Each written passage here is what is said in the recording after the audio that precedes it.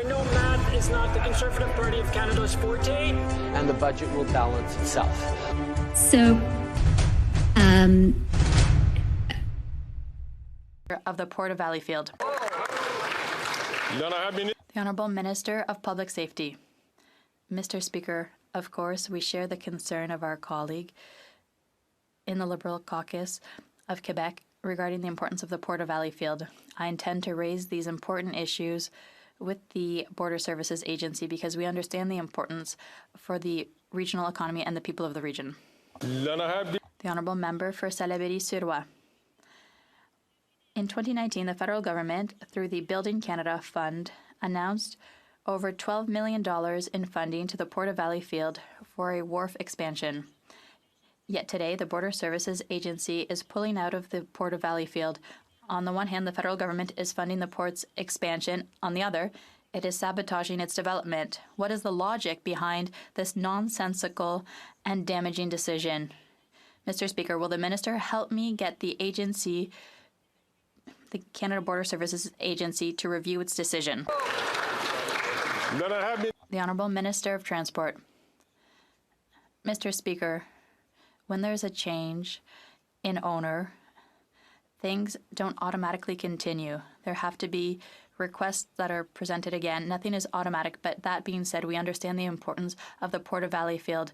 My colleague here referenced that, and we will work on that. The Honourable Member for Louis Saint Laurent. Mr. Speaker, never in the glorious history of our country have we had a government that has spent so much, $500 billion in budgetary allocations. The Liberal Party voted in favour, and who else? The Bloc Québécois. If the government can spend without counting the cost, it's thanks to the Bloc Québécois. This is a big centralizing government thanks to the Bloc Québécois. Which minister will stand up to defend the Bloc's position? The Honourable Deputy Prime Minister and Minister of Finance. Mr. Speaker, our government understands the importance of making investments in Canadians, in Quebecers. We are doing so, and we are doing it responsibly, in a fiscally responsible manner. We have a AAA credit rating, and the Governor of the Bank of Canada has said that we are respecting the fiscal guardrails. The budget also commits to respecting those. That is what we are doing. Thank you, Mr. Speaker. The Honourable Member from South Shore, St. Margaret's.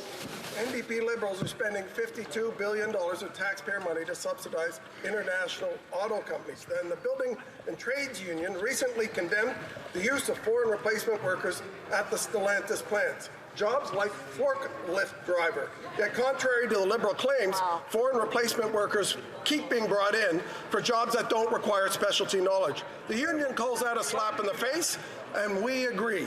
Yep. After 9 years, the Prime Minister is not worth the cost. So how much will Canadian taxpayers pay to employ How many scandals do you think Trudeau has had? I have another video over here showing how many, and it is a lot. And I think shame needs to be brought back into Canada because he has no shame anymore. And I think it just trickles down to everyone underneath him.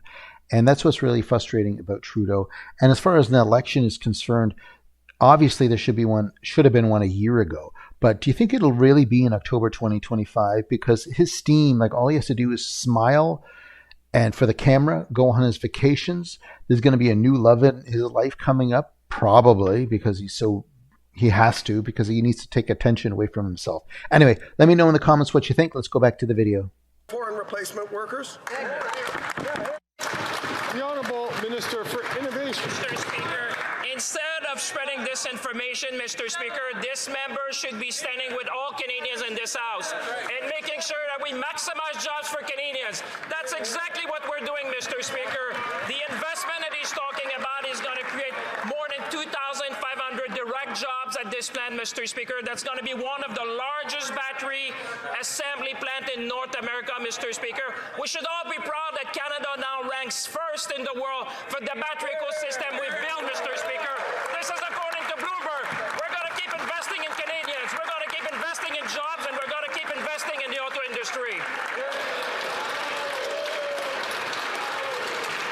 The honourable member from... I know math is not the Conservative Party of Canada's forte. And the budget will balance itself. So, South Shore St. Margaret's. It's this Liberal minister is spreading disinformation because in committee admitted he hadn't read the contracts. But I've read both, Stellantis and VW. And do you know what's not in them? Any requirement that jobs at these plants be Canadians only. Canadians don't believe this, Prime Minister, and since I've read the contracts, I don't either. The NDP Liberals are hiding the truth. If this Prime Minister has contractual job guarantees, he will have no problem proving me wrong. That's right. Will the Liberals release the contracts, yes or no? The honourable minister for innovation. Mr. Speaker, it's amazing that the member would be against creating jobs in this country, Mr. Speaker, and maximizing jobs. If you read the contract, I guess you should have a lawyer to understand the terms, Mr. Speaker, because it's very simple. The terms are maximizing Canadian jobs, but it gives me an opportunity, Mr. Speaker. We should rejoice.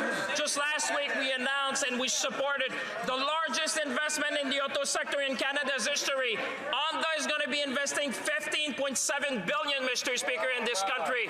Mr. Speaker, we're attracting record investment. We're going to create jobs, and we're going to fight for every Canadian jobs.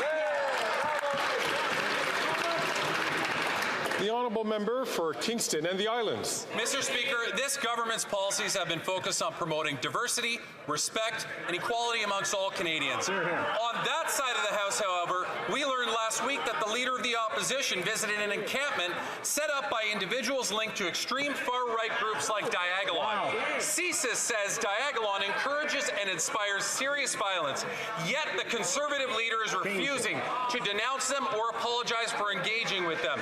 Can the government please reiterate how we will keep Canadians safe from extreme groups and what our responsibilities are as political leaders?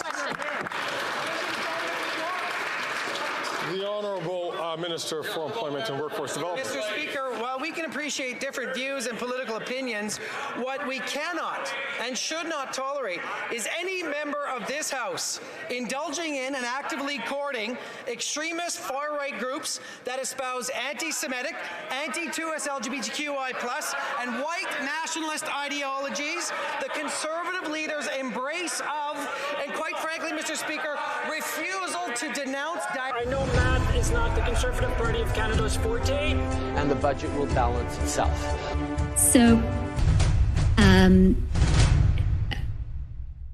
Diagolon in this very...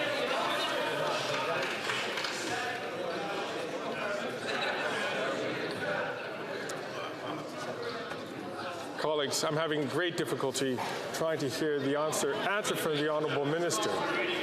I'm going to ask members to please let the minister finish his statement. The minister has 20 seconds left on the clock. Mr. Speaker, the Conservative leader's embrace of and refusal to denounce Diagolon is incredibly alarming. That he will do anything to win speaks volumes to his values, and Mr. Speaker, quite frankly, is sending chills across this country. On this side, we will always defend Canadians and Canadian values.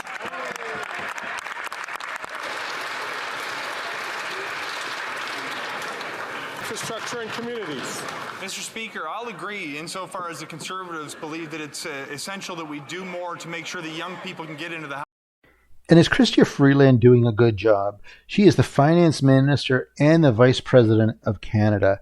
And she is the one that just looks like her head is just spinning when she talks. It's always like trying to drag it on, never answer a question. And maybe they should have this I thought they would always do this. When they ask a question, say, do you mind after you finish it if you give me 5 seconds to say if you answered it or not for our listeners? Because it is so frustrating. Everything is an infomercial with both of them. And that's something that I think needs to be stopped. Maybe the whole Constitution and the human rights and everything needs to be rewritten again after those two are gone, because this is just frustrating what they're doing. Anyway, let's go back to the video.